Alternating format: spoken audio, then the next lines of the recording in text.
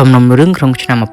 1974គឺជាព្រឹត្តិការណ៍ប៉ុនប៉ងចាប់ជំរិតដ៏គួរឲ្យរន្ធត់និងល្បីល្បាញបំផុតមួយក្នុងប្រវត្តិសាស្ត្ររាជវង្សអង់គ្លេសវាជារឿងរ៉ាវរបស់បុរសវិកលចរិតម្នាក់ដែលបានឃាត់ឡានព្រះទីនាំងកណ្ដាលទីក្រុងឡុងដើម្បីចាប់ជំរិតបុត្រីតែមួយអង្គគត់របស់ម្ចាស់ក្សត្រីអេលីសាប៊ែត II ជប់ប្រាក់លានប៉ុន្តែផែនការនេះបានបរាជ័យទាំងស្រុងដោយសារតែភាពក្លាហាននិងចម្លើយបដិសេធត្រង់ៗរបស់ព្រះនាងអាណេផ្ទាល់ព្រមទាំងការលះបង់របស់អ្នកការពារនៅជុំវិញព្រះកាយខាងក្រោមនេះជាដំណើររឿងពិតនៃព្រឹត្តិការណ៍អង្រួនរាជវង្សមួយនេះនៅយប់ថ្ងៃទី20ខែមីនាឆ្នាំ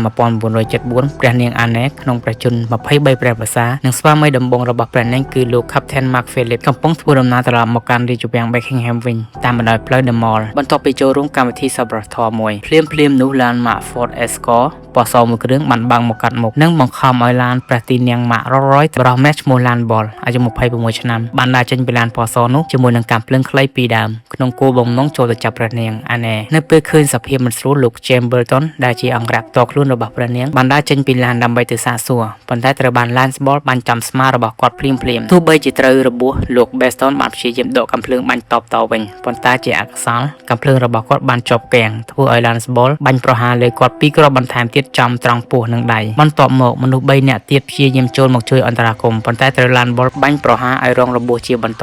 ព្រមមានលោក Alex Callender អ្នកបើកបរឡានព្រះទីនាំងបាញ់ចំទ្រូងលោក Brent McConnell អ្នកកសែម្នាក់ដែលកំពុងធ្វើដំណើរឆ្លងកាត់នោះត្រូវបាញ់ចំស្មាលោក Michael Hill មន្ត្រីប៉ូលីសយាមរបបម្នាក់ដែលបានរត់មកជួយបាញ់ចំត្រង់ពោះប៉ុន្តែលោកបានតាក់ទងវិទ្យុតាក់ទងឲ្យកម្លាំងជំនួយមុនពេលដួលសន្លប់បន្ទាប់ពីបានកម្ចាត់អ្នកការពារអស់ហើយ Lan Ball បានស្ទុះទៅបើកទ្វារឡានព្រះទីនាំងរួចចាប់ទាញដៃព្រះនាងអាណេយ៉ាងខ្លាំងដោយស្រែកបញ្ជាឲ្យព្រះនាងដើរចេញពីឡានជាមួយគាត់នៅក្នុងហោប៉ៅរបស់ Lan Ball មានសម្បត្តិចម្រិតទារប្រាក់មួយច្បាប់ផ្ញើជូនម្ចាស់ក្សត្រី Elizabeth II ដើម្បីទារប្រាក់ចំនួន3លានផោនប្រហែលជា30លានដុល្លារក្នុងពេលបច្ចុប្បន្នដើម្បីជាថ្នូរនឹងការដោះលែងទោះជាស្ថិតក្នុងសភាពចុងកណ្ដុងកំភ្លើងនិងមានសាកសពដួលជុំវិញខ្លួនក៏ដោយព្រះនាងអាណេមិនមានការតបស្លុតឬយំអង្វរឡើយព្រះនាងបានតតាំងពីសម្ដីជាមួយគិតកោយ៉ាងស្ងៀមស្ងាត់នៅពេល Lan Ball និយាយថាខ្ញុំសូមឲ្យអ្នកមកជាមួយខ្ញុំតែ2ថ្ងៃទេហើយខ្ញុំចង់បានលុយ3លានផោនព្រះនាងអាណេបានឆ្លើយតបវិញយ៉ាងម៉ឺនម៉ាត់និងត្រង់ថាកុំសង្ឃឹមឲ្យសោះគ្មានផ្លូវទេព្រះនាងបានប្រើប្រាស់ល្បីរៀបចំការសន្ទនាជាមួយចៅដើម្បីបញ្ជាពេល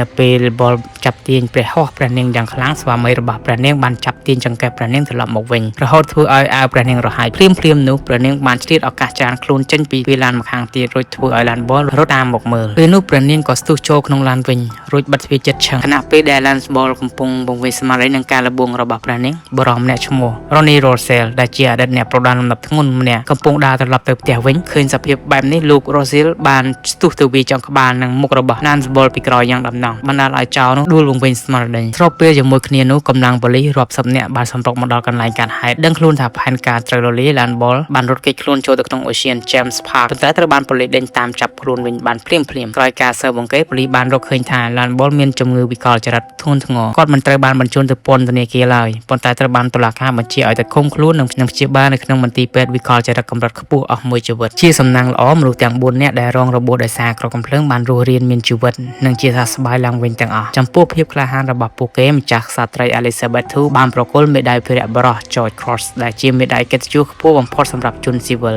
ជូនដល់អង្គរៈ James Belton និងប្រគល់មេដាយដល់លោក Ronnie Rossell អ្នកប្រដាល់ព្រមទាំងអ្នកជួយសង្គ្រោះផ្សេងទៀតក្នុងពិធីប្រគល់មេដាយមួយចាស់ស្ត្រីបានមានព្រះរាជតម្រាទៅកាន់លោក Rossell ថាមេដាយនេះគឺមកពីម្ចាស់ស្ត្រីប៉ុន្តែខ្ញុំចង់អរគុណលោកក្នុងនាមជាម្ដាយម្នាក់